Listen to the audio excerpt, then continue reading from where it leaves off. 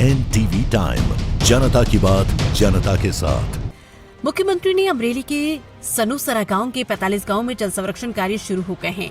मुख्यमंत्री भूपेंद्र भाई पटेल राजूला के देवका से सनोसरा पहुंचे थे। मुख्यमंत्री ने अमरेली विधानसभा क्षेत्र के 45 गांव में तालाबों को गहरा करने का कार्य का उद्घाटन किया। मुख्यमंत्री भूपेंद्र भाई पटेल ने सहकारिता नेता दिलीप संघानी की विशेष उपस्थिति में जल भंडार का उद्घाटन किया। प्रधानमंत्री नरेंद्र मोदी के परिकल्पित दृष्टिकोण को साकार करने के लिए विकसित भारत के लक्ष्य के साथ साथ विकसित गुजरात का लक्ष्य रखें। मुख्यमंत्री ने गुणवत्तापूर्ण कार्य करने की महत्व पर जोर दिया। जल भंडार के उद्घाटन के बाद जय सिंह पारा में छत्रपति शिवाजी और सरदार वल्लभ भाई पटेल की 4 प्रतिमाओं का अनावरण भी किया गया। अमरेली से अभिषेक पटेल की रिपोर्ट। कुकाव विस्तारनी अंदर लगभग 17 तारीखे प्रोग्राम कर्यो तो 45 જેટલા ગામોની અંદર તળાવ ઊંડા ઉતારવા માટેની કામગીરીની શરૂઆત કરાવી હતી। એક સાથે 45-88 દ્વારા ખેડૂતોને પાણી દ્વારા મોટા પ્રમાણમાં ફાયદો મળી શકે એ પ્રકારનું આયોજન, જે રીતે દેશના યશસ્વી વડાપ્રધાન આદરણીય મોદી સાહેબ કહેતા હોય છે કે પાણી રોકો એ ઝુંબેશમાં આપણે બધાએ જોડાવવું જોઈએ। એ અનુસંધાને આપણા મુખ્યમંત્રી સાહેબ દ્વારા અમરેલી જિલ્લા માટે કંઈક કરવું જોઈએ। જ્યારે પણ અમે 5 ધારાસભ્ય, સંસદ સભ્ય કે સમગ્ર ટીમ જ્યારે પણ સાહેબ પાસે ગયા છું, સાહેબે ક્યારે અમને ના પાડી નથી। તમે પ્લાનિંગ સાથે આવો, તમારા અમરેલી જિલ્લામાં જે પણ ઘટ હશે એ ઘટ હું પૂરી કરી આપીશ। સાહેબ એ અનુસંધાને એકી સાથે 45 તળાવની કામગીરી કુકાવ તાલુકાની અંદર શરૂઆત થઈ।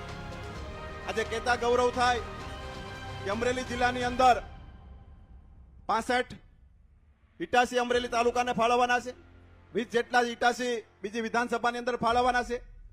એક સાથે 85 તળાવનું ખાતમુહૂર્ત આપણા રાજ્યના મુખ્યમંત્રી સાહેબ દ્વારા કરવામાં આવ્યું। આ કોઈ નાની મોટી ઘટનાઓ નથી। જે રીતે સમગ્ર અમરેલી જિલ્લાની અંદર જે વરસાદના પાણી આવતા હતા એ પાણી દરિયામાં વહી જતા હતા, આપણી પાસે વ્યવસ્થા નહોતી। તળાવ ઊંડા ઉતારવાના કારણે જે પણ વરસાદના પાણી આવે એ પાણી આપણા તળની અંદર સંગ્રહ થાય ને એમના થકી ખેડૂતોને ખૂબ મોટા પ્રમાણમાં ફાયદો મળતો હોય છે। સૌરાષ્ટ્રમાં ખાધા વગર બપોરનો કાર્યક્રમ કરવો, પણ તમને બધાને ખૂબ ખૂબ અભિનંદન। ખૂબ અમે લેટ થયા છીએ અહીંયા આગળ આવવામાં, પણ તમારી ધીરજને મેં અત્યાર સુધી ઘણા બધા કાર્યક્રમ જોયા છે, પણ જમવાનું બાકી ના હોય ને તોય અમુક ટાઈમ થાય એટલે તો પછી રાહ ના જોવાય, ઊભા થઈ જાય। પણ તમારે લોકોની જે શિસ્ત કહો તો શિસ્ત, ધીરજ કહો તો ધીરજ, તમને ખૂબ ખૂબ અભિનંદન છે। અને અમે અહીંયાથી કીધું કે ગામ અને ગામની વિચારધારા જે છે એ એક થઈ અને કેવી રીતે આગળ વધવું એ માન્ય આપણા વડાપ્રધાનશ્રીનો કાર્ય મંત્ર છે કે સૌનો સાથ, સૌનો વિકાસ, સૌનો વિશ્વાસ અને સૌના પ્રયાસથી આપણે આગળ વધીએ। એ જ કાર્ય મંત્ર છે કે જેમાં બધાને સાથે રાખવાથી જે ફાયદો થાય છે એવો એકલા એકલા કરવામાં ક્યારેય ફાયદો નથી। અને જ્યારે જ્યારે કોઈ પણ એનજીઓ હોય કે પ્રજાજનો હોય કે કોઈ પણ ટ્રસ્ટ હોય એ સરકાર સાથે મળીને જ્યારે કામ કરે તો વિકાસની ગતિ વેવડાય, એવું હર હંમેશ માન્ય વડાપ્રધાન છે।